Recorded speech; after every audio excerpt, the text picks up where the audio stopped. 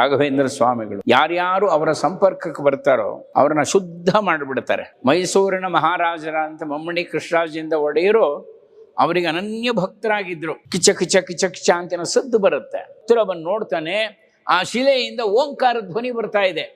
ಓಂ ಮಹಾರಾಜರಿಗೆ ಹೇಳು, ಅವರು ಬರಲಿ ನಮ್ಮ ಮಠಕ್ಕೆ, ಆದರೆ ಆ ಡಿ ಸಿ ಬರೋದು ಬೇಡ, ಇವರೇ ನಮ್ಮ ಗುರುಗಳು ಅಂತ. ಅವ್ನು ಡಿ ಸಿ ಕಕ್ಕಾಬಿಕ್ಕೆ ಆಗ್ಬಿಡ್ತಾನೆ, ಅವನಿಗೆ ಗುರುಗಳು ಕಾಣ್ತಾನೆ ಇಲ್ಲ.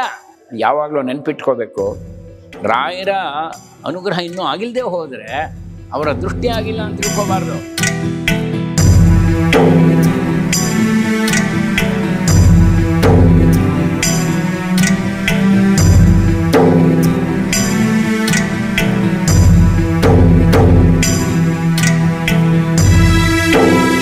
ಪ್ರಿಯ ವೀಕ್ಷಕರೇ ನಮಸ್ಕಾರ. ಕಾರ್ಯಕ್ರಮವನ್ನು ನೋಡಿ ಸುಮ್ಮನಾಗಬೇಡಿ.